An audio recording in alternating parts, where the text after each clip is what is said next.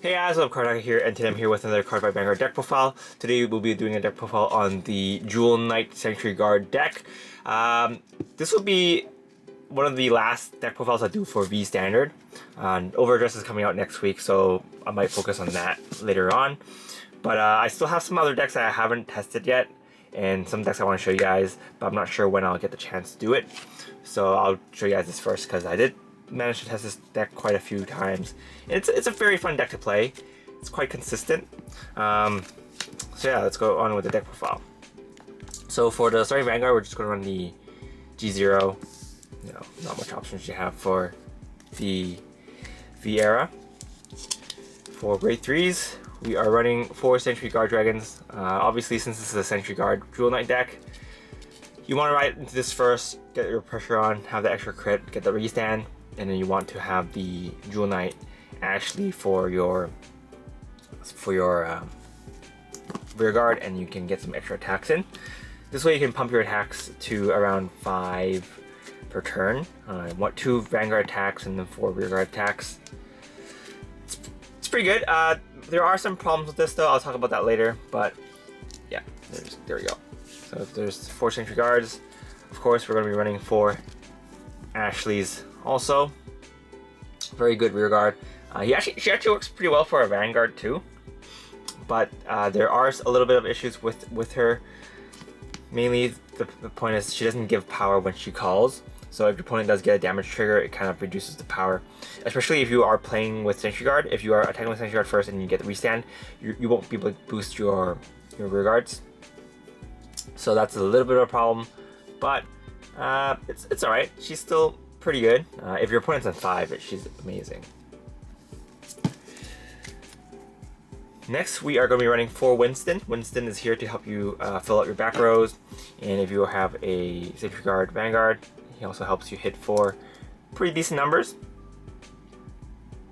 Mainly, he's going to be your grade 2 ride target, but honestly, your grade 2 ride targets, you have a lot of grade 2 ride targets.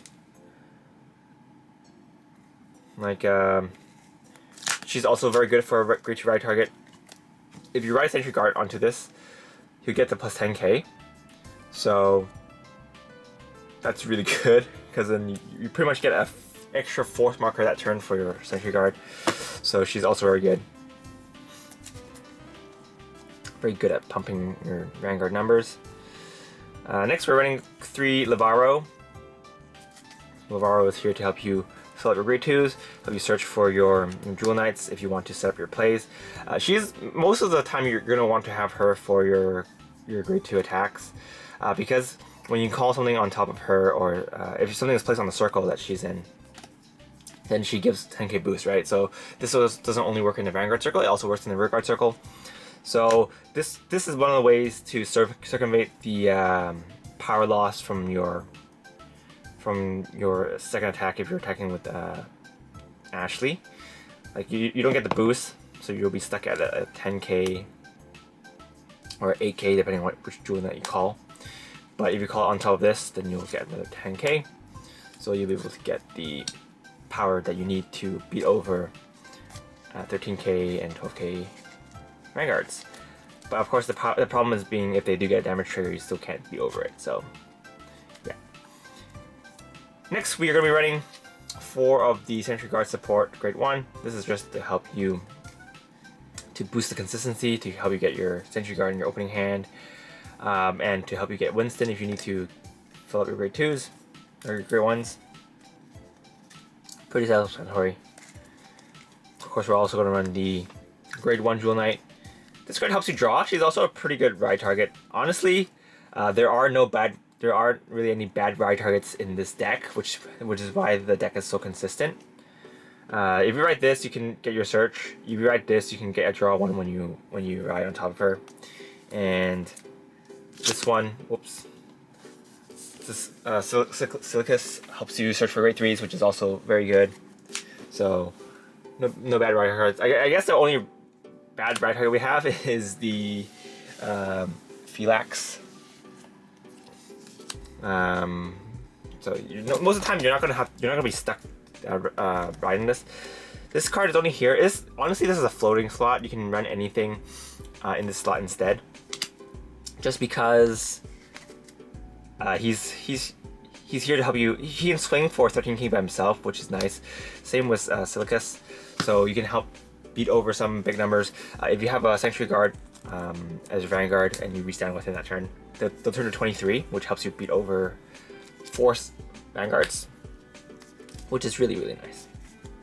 So that's it for the main deck. Let's have a look at the trigger lineup, or for normal units. Let's have a look at the trigger lineup.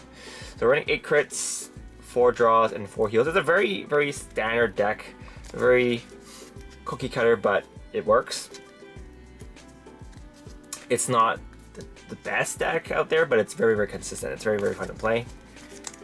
There's obviously better decks in the meta right now that can have higher number outputs and more pressure attacking, but overall I think consistency wise this deck is very easy to pilot.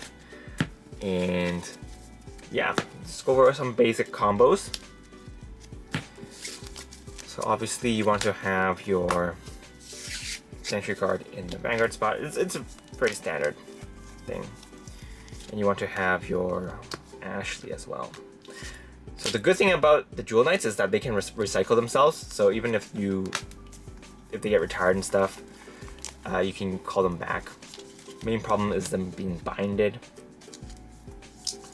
So go watch out for that. But